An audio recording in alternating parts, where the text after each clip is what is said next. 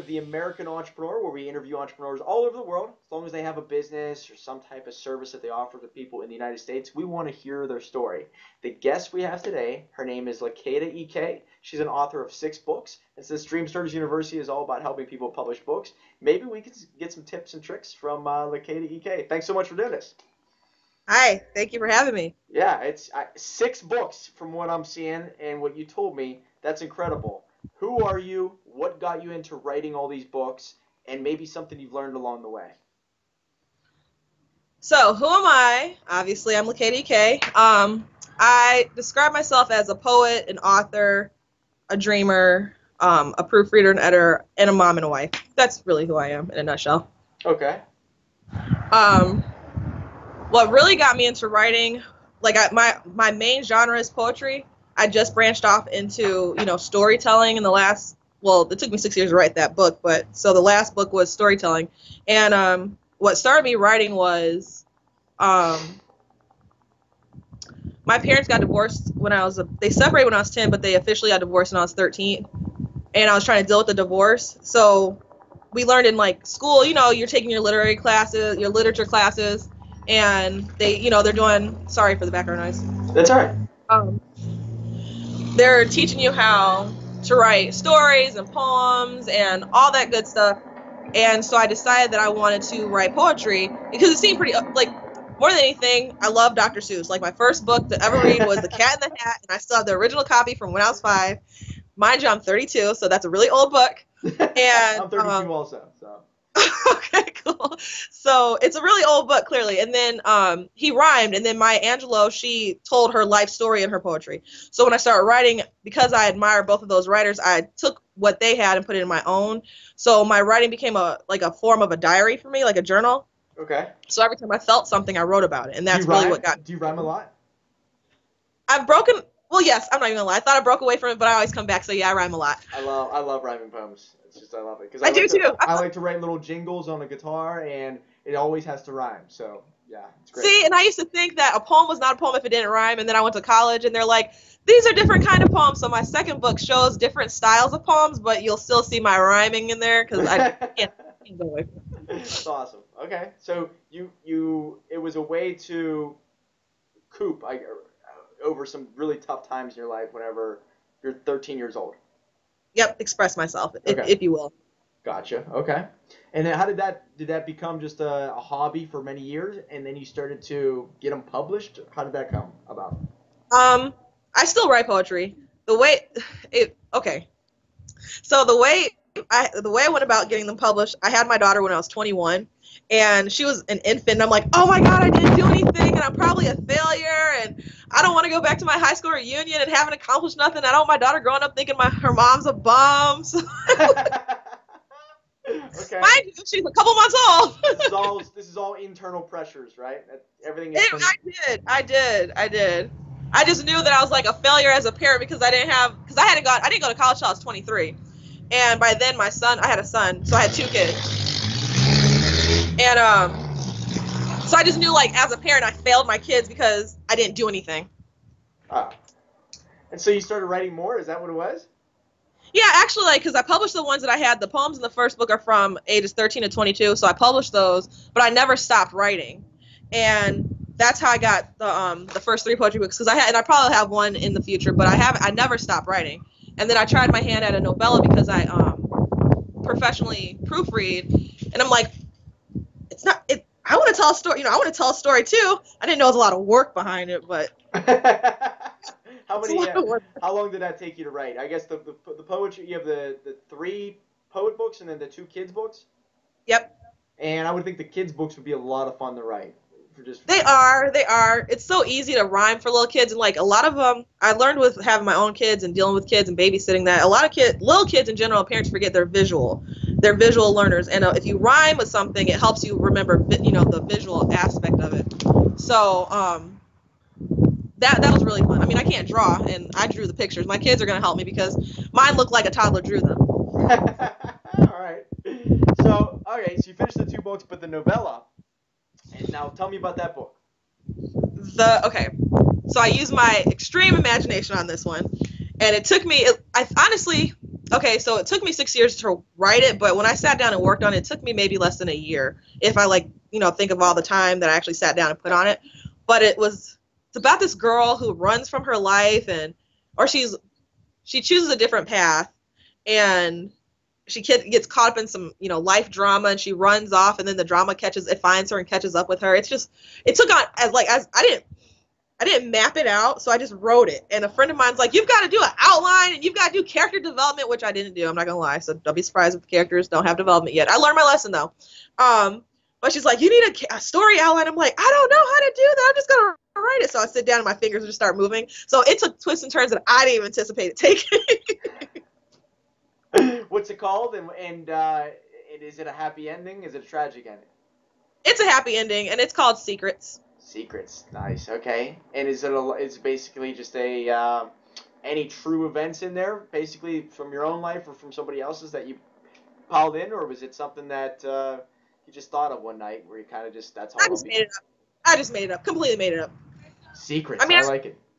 You watch enough TV, you can get an idea. So some of the stuff, I tried not, because it was like my first story, I tried not to go too far into something that required a lot of research. And I'm not going to lie, for that, I was kind of lazy. I didn't feel like doing all that work. So I try to keep it pretty simple. The storyline's pretty simple, but I've gotten, for the most part, I have 4-star reviews, and I'm okay with that, because when I had a beta reader read it for me, she gave me 5 points to work on. And I only worked on 4 because I didn't have enough time for 5, and the 5th one was character development. And I was like, well, I'm going to, I'll just take this hit and keep on going. So technically, I kind of predicted what my book was going to be rated. And you say rated on, is this on Amazon? Amazon and Goodreads. So on both sites, it's rated a 4-star rating. Beautiful. And do you sell it for like a hardcover book, right? Is it on Kindle, or is it actually hard copies? It's in both. Wow, that's great. Did you have to work with a publisher, or you just all through Amazon? I did Amazon. I pretty much self-published. Beautiful. Nice. Okay. Now, the people that we deal with, and Dreamstarters University, we help people publish books, but the main premise is to create a book to use as a marketing tool to get people to know who you are, to gain credibility, and then eventually lead people into a service that they can really help them out with something.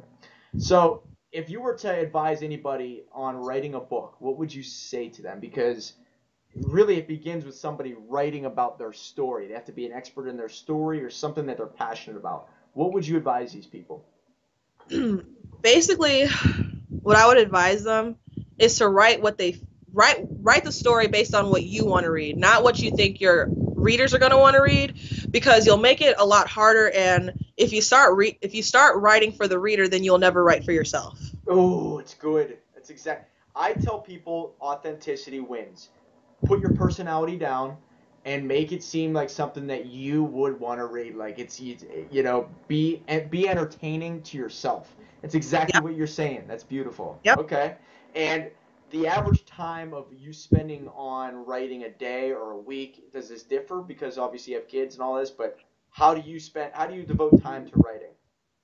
I keep my kids on a schedule, even though they're my daughter's 12, so she's, she's older, but I try to keep them on a schedule so that I can work on my writing. So basically, for a lot of people, it's this weird thing in the writing community, because a lot of people don't believe that writers have a job.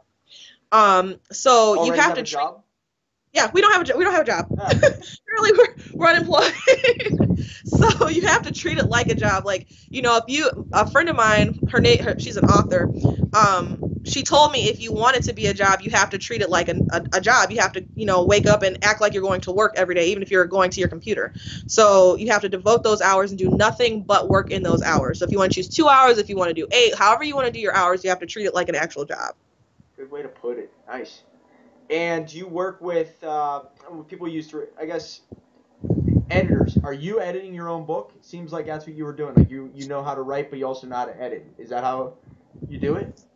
I did. What I did was have other people look at it, and then I edited, because I wasn't sure I didn't really know any editors. So before I, gave my book to somebody and it'd be a total mess, I had quite a few people look over it before I went through it and looked. But I didn't, you can't, with anything, you're not supposed to edit and then go back the next day. You're supposed to wait a while and then look at it. because then you'll see some stuff that you're like, oh my gosh, that doesn't belong in there. Oh wow, oh I spelled R, I put the wrong, I meant OUR, not ARE. Just random stuff. So if you Fresh have eyes. right, exactly, fresh eyes. And one thing I always ask everybody is, what has a book done for you personally? Like, has it made you a better speaker? Has it gotten you into other speaking gigs? Did it make you a better writer overall? Obviously, the more you do it, the better you become. But what has writing done for you personally? For me personally, I'd like to say it made me more social, like as more of a speaker, because I don't like to talk to people. I'd like to say I'm allergic to people. Like they have those little introvert quotes about people. Oh my gosh, I'm peopling today. Yeah, no, I'm really one of those people. So since writing the books and because when I was in college, they had me put them in our school library, and then they wanted me to talk about it. That was like an assignment. They gave me an assignment to talk about my book. So since then, I've gotten better at talking about it and bringing it up. Some people are like, I didn't know you were an author. And I'm like, I don't really talk about it. And they're like, then maybe you should. And I'm like, but isn't that?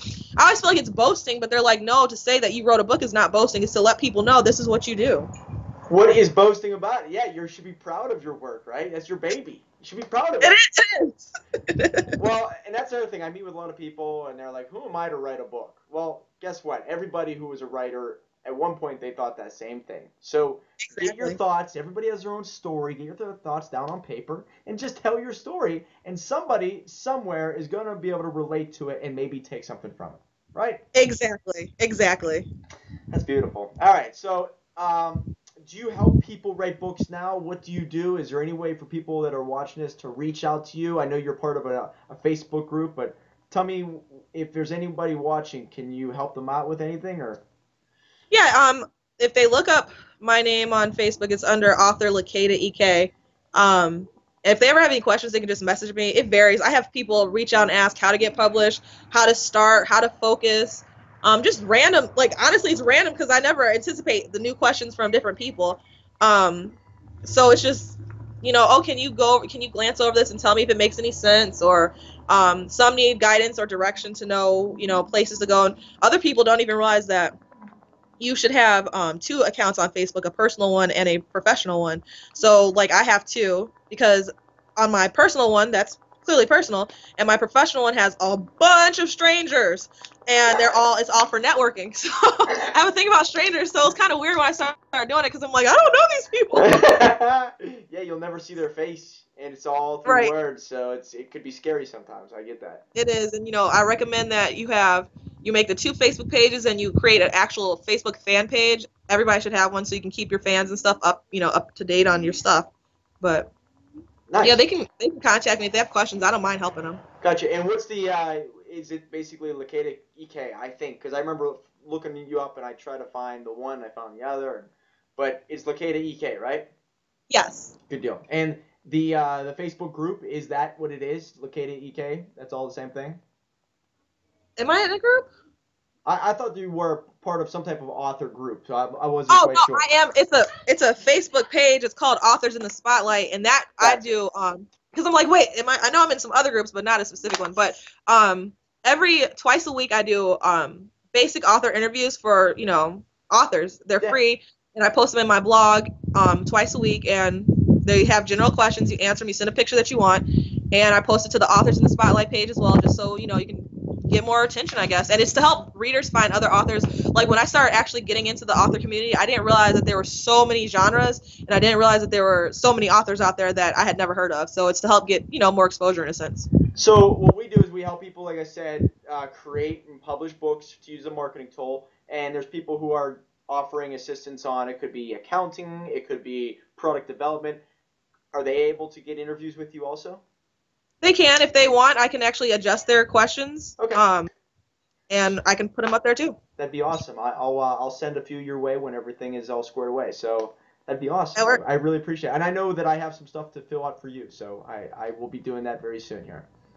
Well, I appreciate it as well. So yeah, I don't mind. I mean, the whole thing is exposure of any kind is better than none at all. So that's exactly right. Cool. Well, thank you so much. I really appreciate it. I know I want to keep it to 15 minutes. That's our rule around here. We tried to at least. So, but thank you so much for doing this. I'll be in correspondence with you afterwards, and I'll be talking to you by next week sometime at the latest, okay? Sounds good. Thanks for having me. No problem. All right, guys. Anybody who's an author or an entrepreneur, we want to hear your story. Remember, guys, the American entrepreneur will always create more. Take care.